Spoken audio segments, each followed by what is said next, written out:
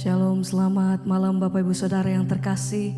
Mari bersama saat ini kita satukan hati, kita datang dalam hadirat Tuhan. Kita naikkan pujian dan syukur sebab Dia Allah yang sungguh baik. Saya percaya bahwa kita semua mengalami kebaikannya. Sebab itu bersama-sama malam hari ini mari kita naikkan pujian dan syukur. Kita bawa setiap hati dan keberadaan kita. Naikkan pujian yang terbaik bagi Tuhan. Mari bersama-sama, biar malam hari ini kita terima kasih dan kekuatan yang baru daripada Tuhan Yesus. Terima kasih Tuhan kalau kami boleh ada sebagaimana kami ada. Saat ini, malam hari ini kami mau menaikkan pujian dan doa kami di hadapan Tuhan. Ini hati kami Tuhan, bahwa setiap keberadaan kami malam hari ini menikmati kasih dan hadirat-Mu. Kami percaya Tuhan bahwa tinggal dalam hadirat Tuhan itu yang menjadi kekuatan buat setiap kami. Terima kasih Tuhan. Ini setiap hati kami, ini doa kami, ini pujian kami malam hari ini. Terima kasih Tuhan.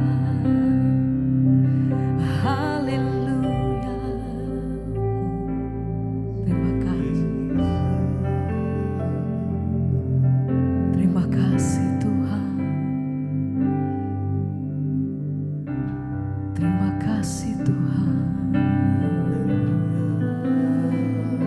Setiap hati kami dengan kasih-Mu.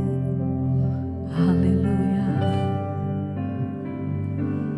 Ku rasakan kasih-Mu dan indahnya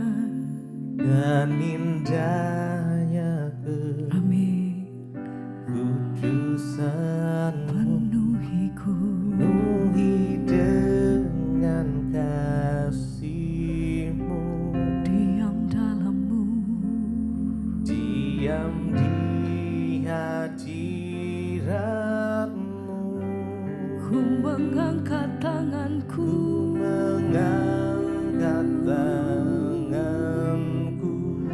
Terima kasih Tuhan buat kasih dan ku bersyukur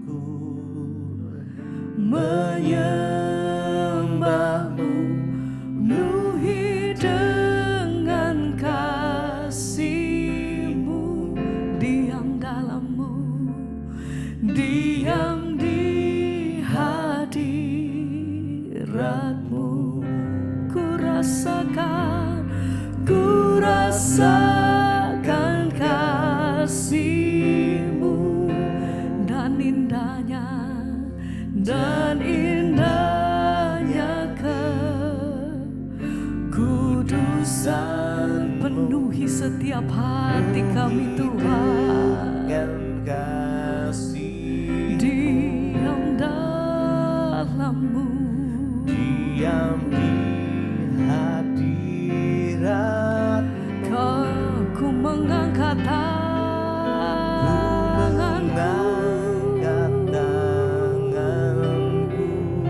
Terima kasih Tuhan, terima kasih. Dan ku malam hari ini kami mau menikmati kasih dan hadirat-Mu Tuhan. Senantiasa kami naikkan pujian hati kami. Ini nyanyian kami Tuhan. Diam dalam-Mu, diam di hadirat. Terima kasih Tuhan. Ku rasakan kasih-Mu dan indahnya kekudusan. Penuhi hatiku, kasih-Mu. Tinggal dalam hadirat-Mu. Diam di hadirat-Mu. Ku mengangkat tanganku.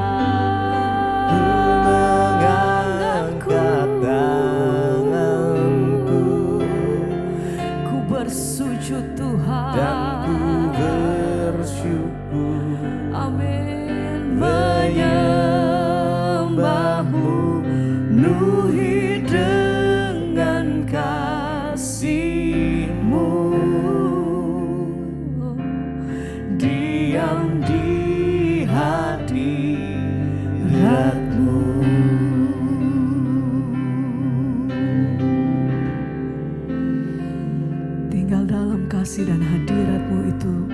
menjadi kekuatan kami Tuhan. Menikmati kasih dan hadirat-Mu, bait-Mu yang kudus. Lebih dalam kami menyembah. Oh, terima kasih Tuhan. Syukur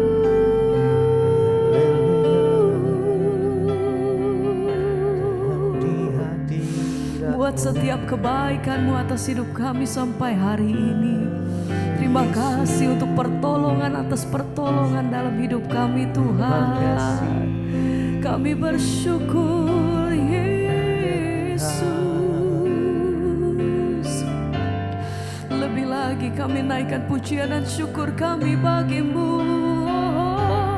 Ku rasakan kasih-Mu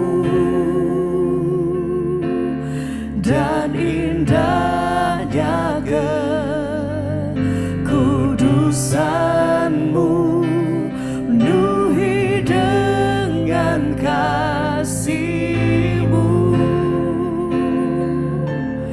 Diam di hadirat-Mu, ku mengangkat tanganku,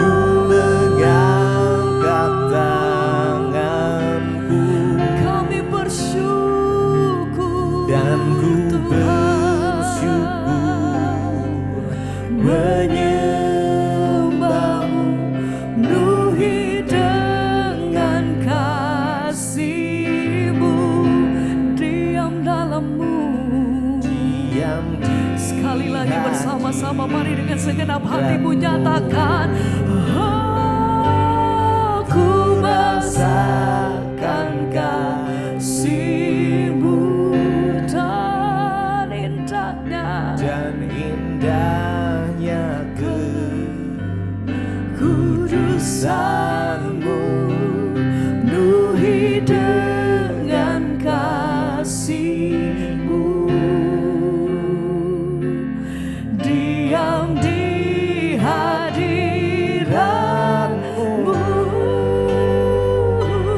ku mengangkat tanganku dan ku bersyukur menyembah-Mu, penuhi dengan kasih-Mu. Diam di hadirat-Mu,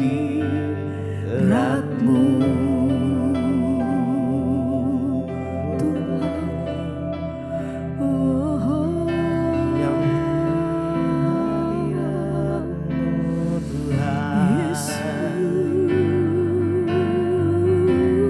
Menyembah-Mu Yesus, mengalir kasih-Mu Tuhan. meninggikan nama-Mu Yesus. Engkau yang layak disembah, Engkau yang layak disembah. Yesus, hanya Engkau yang kami tinggikan. Amin Tuhan. Yesus,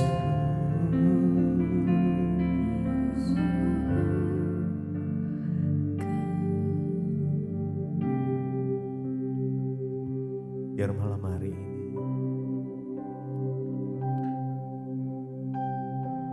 kami datang membawa pujian penyembahan kami dari dasar hati kami yang terdalam Tuhan, karena kami mengasihi Engkau. Amin. Mari umat Tuhan sembah Dia, biar hadirat-Nya turun mengalir, biar kasih-Nya mengalir memenuhi setiap kita dimanapun kita berada malam ini. Kami mau sembah Engkau Tuhan. Yes, praise and Lord, Holy Spirit, Holy Spirit, sembah, sembah. Oh, sembah Dia, Kau ku sembah,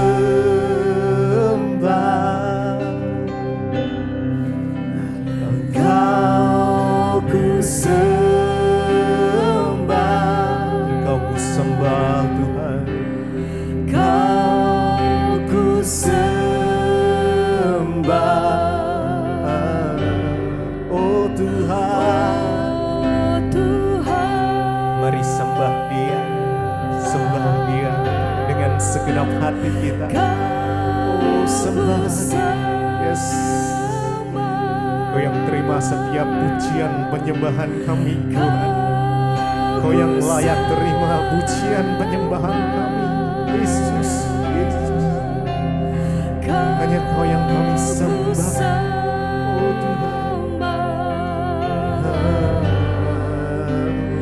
oh Tuhan. Kau ku sembah, Kau ku sembah, mari sembah Dia. Kau yang layak disembah Tuhan, Kau yang layak ditinggikan, Kau yang layak dimuliakan, Yesus.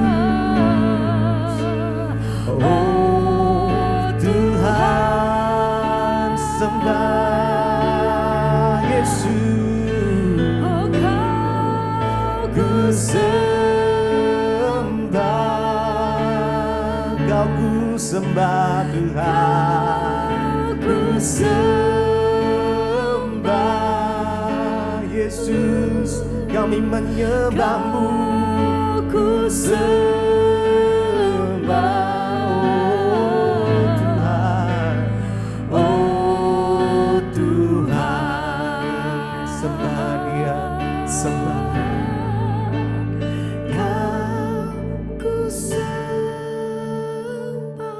Bapa, Engkau melihat setiap hati yang menyembah. Kami menyembah Engkau dengan segenap hati kami, dengan segenap kekuatan kami. Yes. Kami sembah Engkau, Yesus, Yesus. Kami sembah. Yes. Engkau yang layak terima pujian penyembahan kami. Yes. Mari rasakan kasih-Nya, rasakan kasih-Nya mengalir saat Engkau menyembah dengan segenap hatimu. Roh Kudus, Roh Kudus. Yes. Mari lebih lagi, lebih dalam lagi. Masuk, Yesus, ya. Hadirat-Mu yang memenuhi, hadirat-Mu yang ku sembah.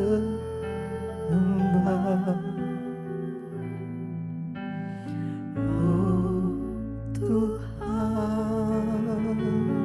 Engkau ku sembah, Engkau ku sembah, ku sembah,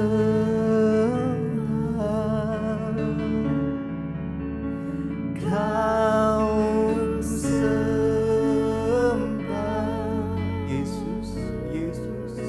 Kami menyembah-Mu, ku sembah. Oh Tuhan,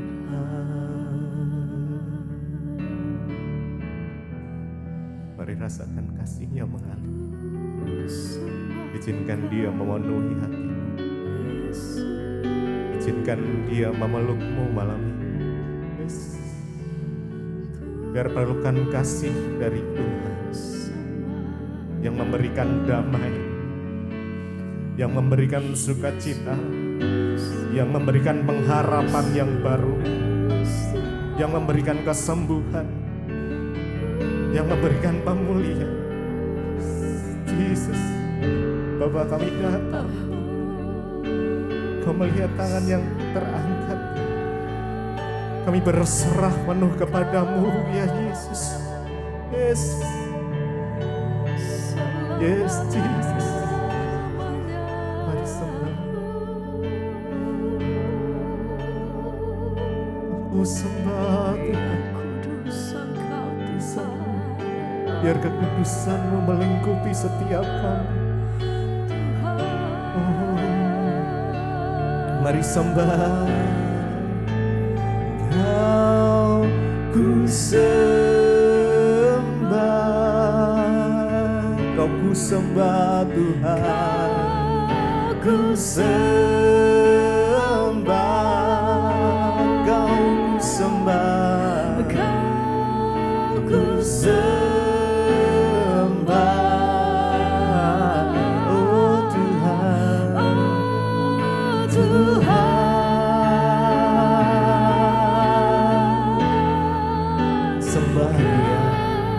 Ku sembah, Kau ku sembah, Kau ku sembah,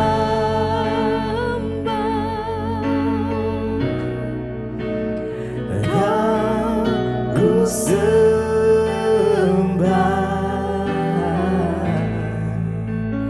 oh Tuhan.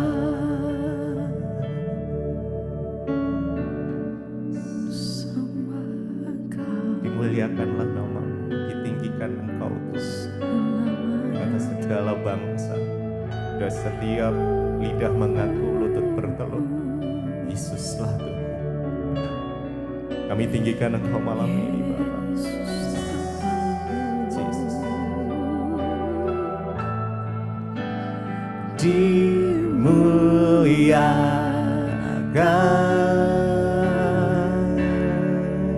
ditinggikan, ya, ya. Yesus, Yesus, Yesus Tuhan. Engkau Raja kami, Engkau Bapa, Engkau sahabat kami. Yes,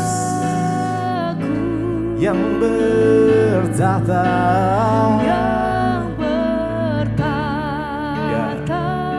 yang berkuasa, yang berkuasa.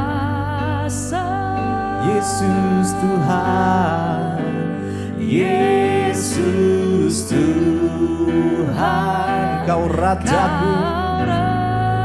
Mari sama-sama tinggikan Dia. Oh, dimuliakan, dimuliakan, ditinggikan Engkau Tuhan. Amin. Yes. Oh, Yesus, Yesus, Yesus Tuhan, Kau Rajaku, Kau Rajaku yang berkuasa, yang berkuasa, oh, yang bertahta, yang bertahta. Yesus, Yesus, Yesus Tuhan, Kau Rajaku. Mari sekali lagi dimuliakan, dimuliakan, ditinggikan Engkau Tuhan. Yesus, Yesus, Yesus Tuhan, Kau Rajaku, Engkau Rajaku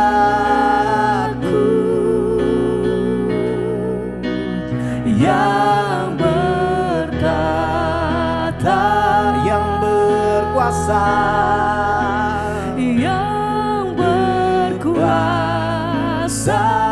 Yesus Tuhan, Yesus Tuhan, Kau Rajaku. Rajaku.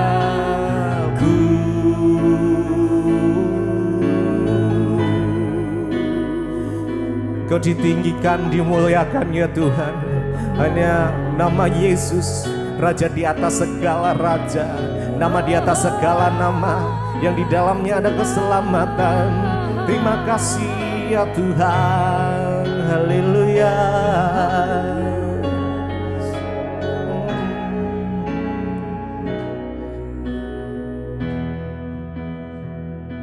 Terima kasih Bapak, kami mengucap syukur buat malam ini. Tuhan, kami menyerahkan roh jiwa dan tubuh kami dalam tangan-Mu. Tuhan, pimpin setiap kami malam ini.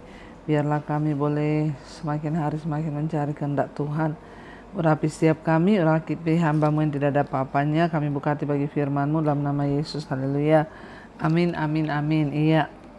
Shalom buat siap saudara, ya kita mengucap syukur malam ini kita masih berjumpa di Mesbah Doa dan semua karena anugerah Tuhan. Dan ya biarlah hari ini kita mau semakin dekat dengan Tuhan saudara, karena kita percaya bahwa ya hanya dekat dengan Tuhan saja kita bisa mendapatkan ketenangan dan kedamaian.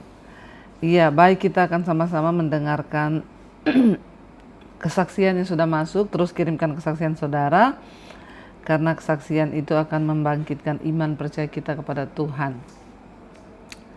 Shalom dan selamat malam Ibu Debbie, saya mau bersaksi karena saya pernah bernasar kalau sudah mendapat pekerjaan saya akan bersaksi di Mesbah Doa. Jadi kehidupan kami itu selama dalam waktu 15 tahun terakhir ini seperti roller coaster. Ya, dan 5 tahun terakhir ini sama sekali ya tidak ada pekerjaan. 1 tahun sebelum pandemi suami saya dapat pekerjaan, ada beberapa titik proyek. Pekerjaan suami saya sebagai seorang kontraktor. Namun pas baru beberapa bulan berjalan pekerjaannya terjadilah pandemi. Dan akhirnya pekerjaan itu diberhentikan. Ya, dan ya pokoknya pekerjaan itu dianggap pekerjaan yang berjalan dengan biasa. Dan akhirnya ada pekerjaan yang diputus kontrak karena memang pandemi. Ya, dan lockdown pada waktu itu. Karena semua masalah itu sehingga kami akhirnya ya rugi, bahkan sampai berhubungan dengan pihak polisi dan jaksa. Jadi keuntungannya ya tidak anggap, namun proyek itu keuntungannya tidak ada dan masih dianggap bahwa proyek itu adalah one prestasi. Jadi kami bukan hanya rugi tapi juga minus ya. Bahkan saat itu saya sampai meminjam uang ke keluarga, bahkan teman dan sahabat. Ya, dan uang itu kami pakai untuk biaya hidup dan juga kuliah anak saya.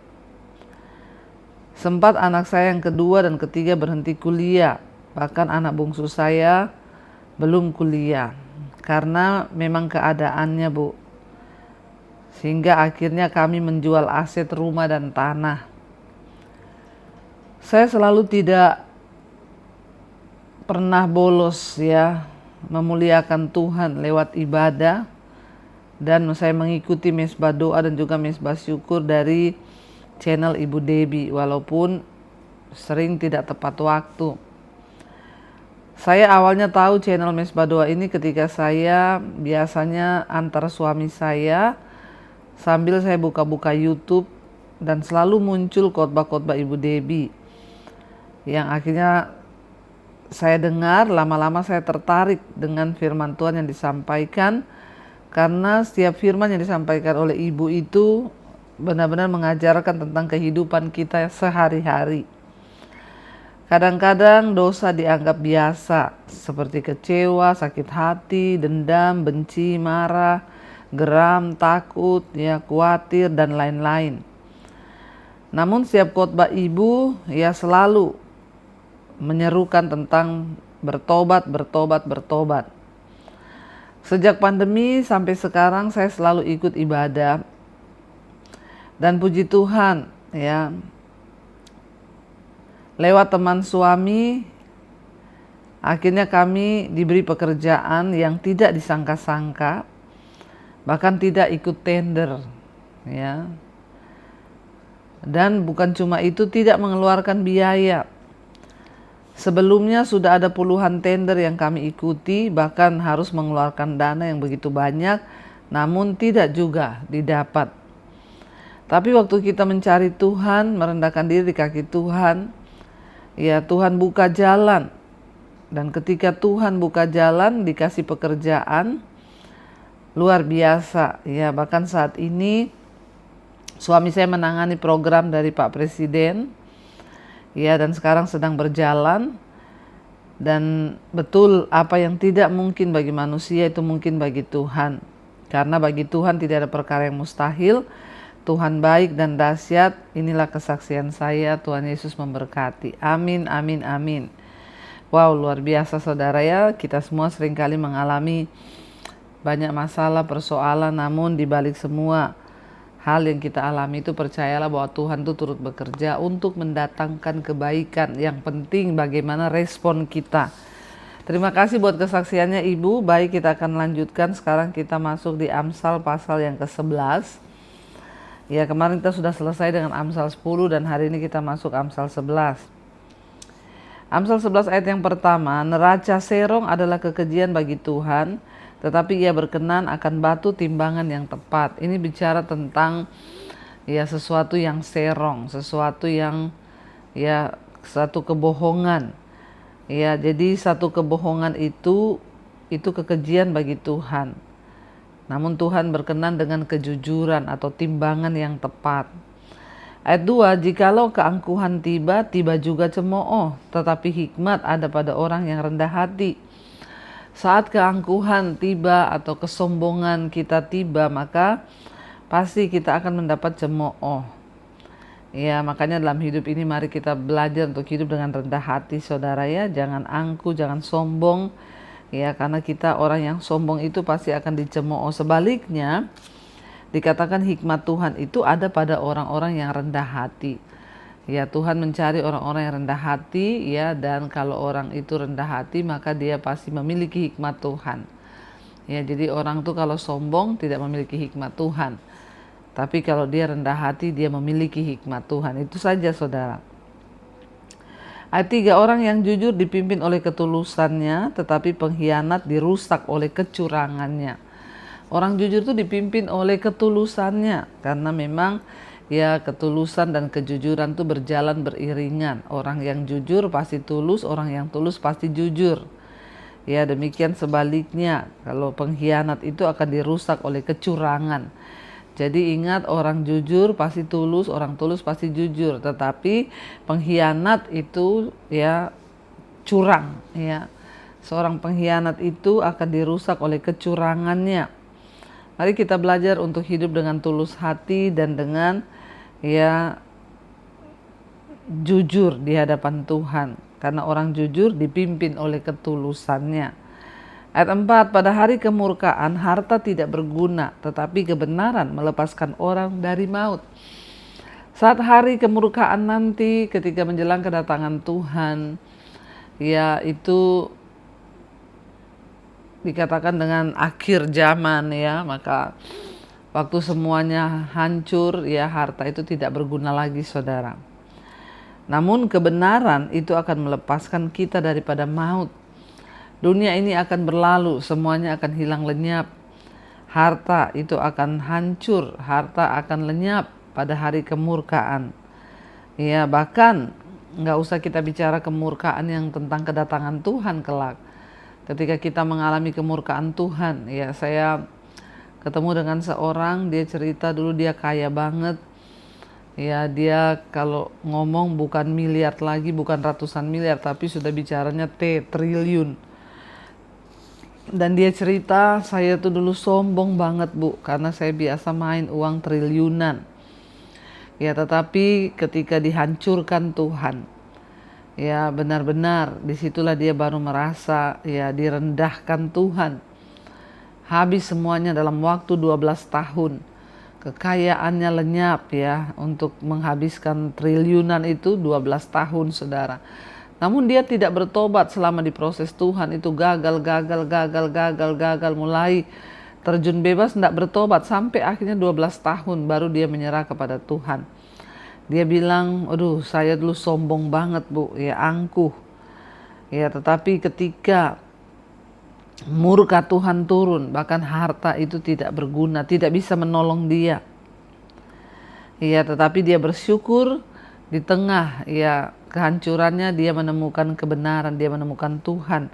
Dan kebenaran itu yang melepaskan dia daripada maut.